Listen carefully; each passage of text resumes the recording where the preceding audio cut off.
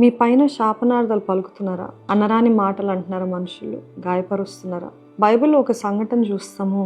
అబ్షలోం నుండి పారిపోతున్నప్పుడు దావీదు తన సైనికులతో పాటు తన దారిన తను నడుస్తున్నప్పుడు షిమియోన్ ఒక వ్యక్తి, సౌలు కుటుంబానికి సంబంధించిన వ్యక్తి, నీకు బాగైంది, నీకు మంచిగా అయింది అని శపిస్తూ, గేలి చేస్తూ, రాళ్ళు రువ్వుతూ, ఇంగ్లీష్లో అయితే కంటిన్యూస్లీ కర్సింగ్ డేవిడ్ అని ఉంది, అలాగా కర్స్ చేస్తూ వచ్చాడంట.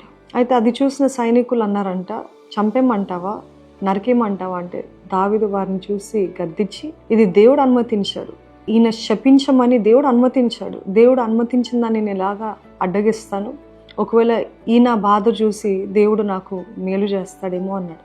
కానీ 2 సమూయేలు 19:20 వచనంకి వచ్చేసరికి ఏ వ్యక్తి అయితే, ఏ షిమి అయితే దావీదుని శపిస్తూ వచ్చాడో, ఎప్పుడైతే అబ్షలోము రాజు చచ్చిపోయాడో అప్పుడు ఈ షిమి అనే వ్యక్తి ఆయన పాదాల దగ్గర పడి ఏడుస్తూ బతిమాలుకుంటూ నన్ను క్షమించు, నన్ను క్షమించు అని వేడుకున్నాడంట.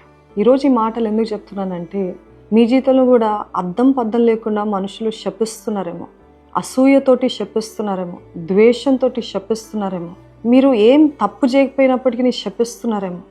అప్పుడు మీకు అనిపించవచ్చు, నేను పోరాడతాను, లేకపోతే నేను నిరూపించుకుంటానని. ఒక్క నిమిషం ఆగండి. ఏం నిరూపించుకుని అక్కర్లేదు, ఏం రెస్పాండ్ అవ్వనక్కర్లేదు. ఇక్కడ దావీదు చేసినట్టు చేయండి, మౌనంగా ఉండండి, దేవుడే మీ పక్షాన కార్యం జరిగిస్తారు. దేవుడు మీ తలని హెచ్చిస్తే, ఏ షిమి అయితే దావీదు పాదాల దగ్గర పడ్డాడో అదే రీతిగా మీ శత్రువుల్ని మీ పాదాల దగ్గర వచ్చేలాగా దేవుడు చేస్తాడు. నమ్ముతున్నారా? దేవుడికి అసాధ్యమైనది ఏదీ లేదు. మీరు మౌనంగా ఉండి దేవునికి అప్పచెప్పినంత వరకు దేవుడు కార్యము జరిగిస్తాడు, దేవుడు హెచ్చిస్తాడు. మౌనంగా ఉండండి. ఒక రోజు రాబోతుంది, ఏ మనుషులైతే మిమ్మల్ని దూషించారో, శపించారో, ద్వేషించారో, తప్పుడు మాటలు, తప్పుడు కార్యాలు మీ గురించి ప్రచురించారో, వారి ముందే దేవుడు మీ తలని హెచ్చిస్తాడు.